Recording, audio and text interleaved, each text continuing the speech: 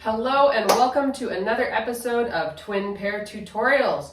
It is officially September and breeding season is underway here and at many farms across the country. So we are talking about the topic of breeding a better dairy goat. I brought on a special guest today to give us his insights on what it takes to breed a better dairy goat. I hope you enjoy it as much as I do. And as always, please know that this is user-supported content. Please consider joining us on Patreon if you want to support dairy goat education, keeping these videos coming, and also join our community where you can reach out to me and ask questions. Enjoy! Well, today we have a really special guest. I'm really happy to have Cade Cockburn here with us. He is the former ADGA youth representative, a Nigerian dwarf breeder. I think he also has a Saanen, and an ADGA judge. Cade may be best known for his doe SGCH Cade's Little Farm, BD Meggie, who is an E92, and was the best udder at the 2021 ADGA National Show. He also had a 2022 Spotlight Sale doe, Cade's Little Farm BF Magnolia. So thank you so much, Cade, for coming on today to help us talk about breeding a better goat. Happy to be here. Thanks for having me. Yeah. So I know you've been breeding since you were knee-high to a grasshopper, but how many years have you been breeding dairy goats? So I started in 2011. I was 8 years old. I've been at it for 13 years now. Come February, it'll be 14 years in dairy goats for me, well over half of my life. Very nice. And I know you've produced quite a few homebred champions. How many homebred champions do you have so far? I think the number is 20 right now, several that I have shown here, and then some have been shown by others who purchased animals from me across the country. Right. And how about this year? How many does are you planning to breed this year?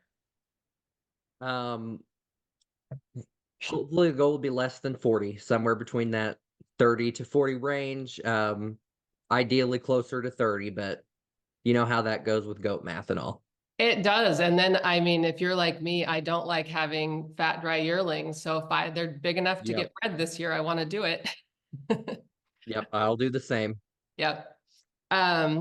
So getting into the topic of breeding a better goat, my first question is how much do you line breed versus outcrossing? And just a primer for people who do not know, line breeding is sometimes joking also called inbreeding. And then outcross means that you have unrelated goats that do not share animals in their pedigree. So how much do those two things play a role for you, and what do you like to outcross? Do you prefer to line breed? I think it depends on what point you're at in your breeding program. I'm at a point right now where I'm doing a lot of line breeding and also strategically outcrossing. I'm working with a few specific dam lines in my herd that most of the goats in my barn go back to Magic, the doe you mentioned, Meggie. That's her sister. So a lot of them can be traced back to her, more specifically their sire Bandit. So I like to keep most of my animals related on the dam line of Magic, and especially if not her, go back to Bandit, who is her sire. So I'll line breed a lot on them. But last year I did bring in I brought in one outcross buck and another buck that was related to some of the animals I already had. Just because you get to a point where you don't want to breed yourself into a corner, you can get to the point where you don't have enough variety. So I kind of like to outcross every few years and bring in a new buck, but all while keeping on those similar dam lines. Yeah, that makes sense. So is AI, so artificial insemination, for those who do not know, is that part of your breeding program at this point, or do you like to use live cover? At this point, it's not. I just would like to. We don't really have anyone locally that knows how to AI, including any vets. So I would like to learn a little bit more about it myself before I really jumped into AI. But it's something I definitely would like to do in the future. But right now, I'm mainly using live cover. Do you have a collection of straws going for when you decide to jump in? I do not right now, but the plan is to get several of my bucks collected this fall. So hopefully that will be coming in the future. Yes. So when you are planning your breeding pairs, I don't know if you're already breeding yet this year or if you're still working on your plans. What tools do you like to use to consider different breeding pairs? Are you using AdGa genetics? Are you using something like your own database? Are you using kin tracks? Where do you start? It's AdGa genetics. I do not know what I would do without Gene Dershowitz and AdGa genetics. So for anyone who's watching that does not know how to use AdGa genetics, it is a phenomenal tool for any dairy goat breeder. And I am on AdGa genetics multiple times a day, using especially that planned pedigree function, just brainstorming different breeding plans. I might put in a couple of different bucks to one doe to see how the inbreeding coefficients come out, to see where a goat might line breed at different parts of their pedigree. So I'm using AdGa genetics a lot. Mainly would be the tool that I use, in addition to kind of my own intuition and knowledge of how those genetics work out from past experience. Right. I think one of the hard gaps is that you can look at the data, but there's nothing like having that on the ground animal. That data sometimes is not going to show you like, oh, they actually toe out a little bit in the front, or these little things that you know if you're actually handling the animals and have seen the offspring before. Mhm. So do you have a hard limit on your inbreeding coefficient? Like, is there a percentage that you won't go beyond? I really don't. It's just a case by case basis. I look at I'm more looking at the goats as compared to the numbers or the data. So if I feel that a goat from X pedigree, if I'm going to line breed her to a buck from that same pedigree, I want to make sure that they're not lacking in the same trait. So if the doe goes out and she's from a specific pedigree, I don't want to line breed her to a buck who toes out from that same pedigree, because I found that with line breeding, you're either going to have the best kids you've ever produced or the worst you've ever produced. And you just have to be prepared to react accordingly from there. But I try not to really go too heavy on negative traits from a specific pedigree when it comes to line breeding, if that makes sense. That makes perfectly crystal clear sense to me. So talking about traits, are there any traits that are just a total deal breaker for you? I cannot stand bad teat placement. You will not see a goat in my barn that has bad teat placement. I've been called the teat Nazi at times. Whether that's good or bad, I don't know. It is only 4 points on the scorecard, but you have to keep in mind that you're the one looking at them every day. The animals in your barn, you're the one who's taking care of them. You're the one who's feeding them. You have to like looking at them. So for me personally, I can't look at a goat who has bad teat placement. And same goes for feet and legs. Can't do towing out. You won't find many goats who have bad rear leg angulation in my barn. So I really like strong feet and legs, and I like correct teat placement, a strong mammary system. Well, you're definitely singing my song about teat placement. I think way too many people are okay with widespread teats out on the edge of the udder, and I'm like, Mhm. oh, I couldn't do it. Yeah, I'm the Nope, me same. I either. totally agree. Um, so for you, do milk production records affect your breeding plans at all, or do you not worry about that as long as all the rest of the goat is there? So milk production is definitely part of it. I'll be honest and say I'm probably not going to have any goats on the top 10 list. Having extremely high production isn't necessarily my main goal. I want those who are productive for their age and size, but I'm not necessarily shooting to have a 1,700-pound milker and a 305-day lactation. So it is part of it. It's not necessarily my main goal. It's just one part of a much larger picture for me. Yeah, I feel the same. I know that when I was first getting started, I was very excited about the milk. And especially once you do have a good producer, then everyone else just looks so paltry in comparison. But where I'm at now, all of my girls are such good producers that I'm Mhm. not worried about it. If I'm bringing in a buck, I'm not super concerned about what he's bringing to the table if my girls already have it. Right, So, right. but I do see new people tend to lean really hard into milk stars or being worried about elite and all those kinds of things. And I'm like, well, take it all as part of the picture. That's Yep. my 2 cents.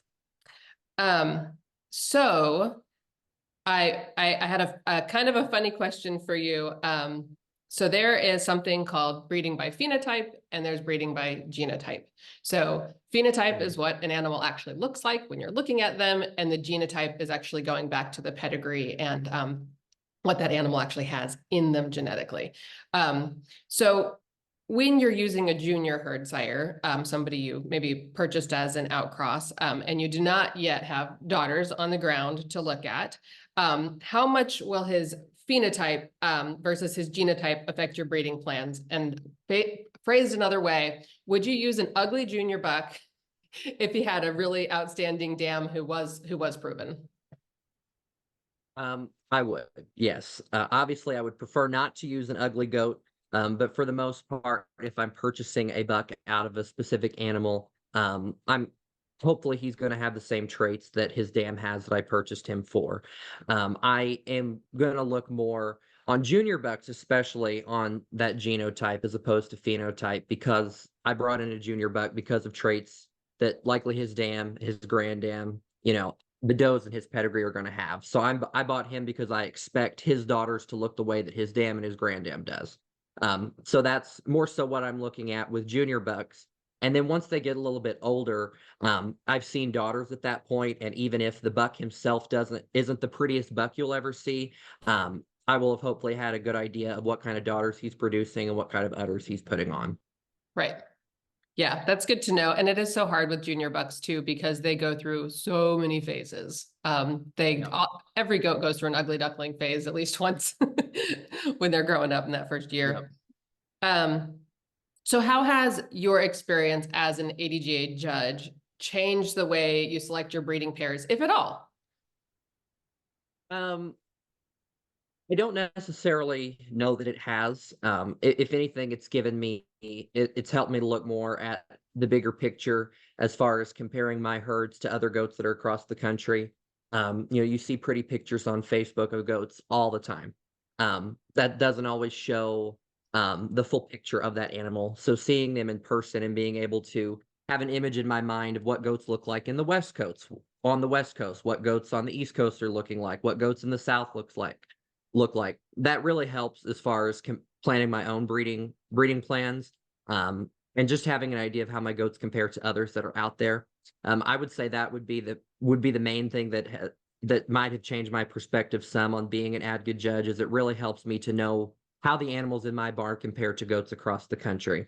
But it hasn't necessarily changed the way that I go about selecting my breeding pairs. It just gives me a better idea of what I might expect those kids to compare to goats across the country.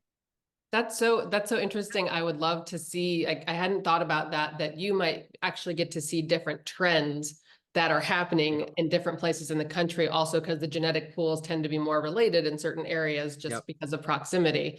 Are you seeing any interesting trends on like East Coast versus West Coast that's different?